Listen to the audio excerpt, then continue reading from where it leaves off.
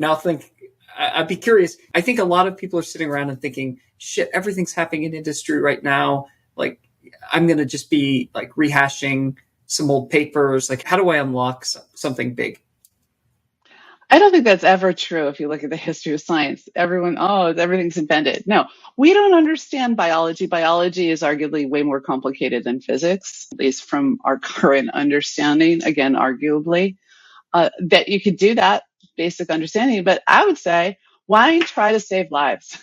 Why don't you try to make lives better? Do something at scale. So not that the opposite of basic research, but you have to decide.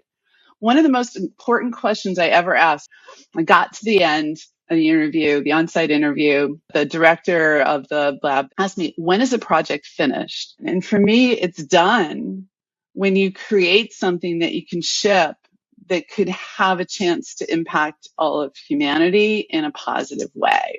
You got to do a company that enables you to do something that's at scale. And then you get to use better labs, the fabs of Asia. But it depends where you want to play. Inventing something, writing an amazing book. There's a lot of different ways people can add. And I think it's different for each of them. And you have to decide what you want to do, probably by trying different things on for size.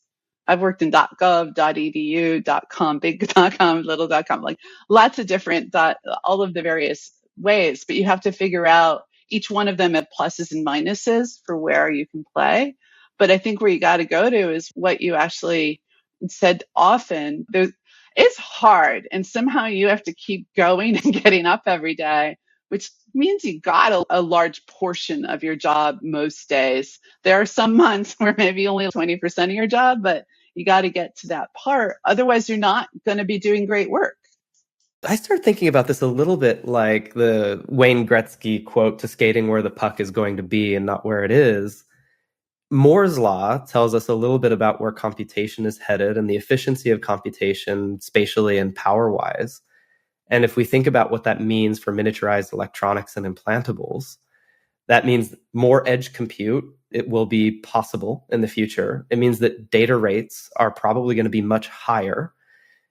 So there are, maybe that you're working on protocols, maybe you're working on physical devices, maybe you're working on connectors that enable that, or the enclosures that make sure that you don't have problems with implantation.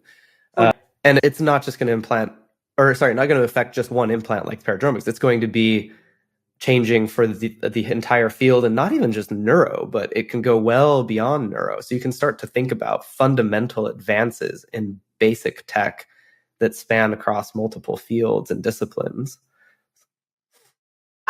You all probably did too. I didn't do what people told me to do. The National Academies picks like the top 10 things you can work on for the grand challenges. I always go do something different because I like the space of, I guess, being the way they have a word for it now, contrarian.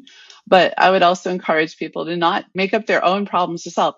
I did a degree in art and in tech, and for a while I was working in art, and there was this thing people told me: you engineers, you have a problem.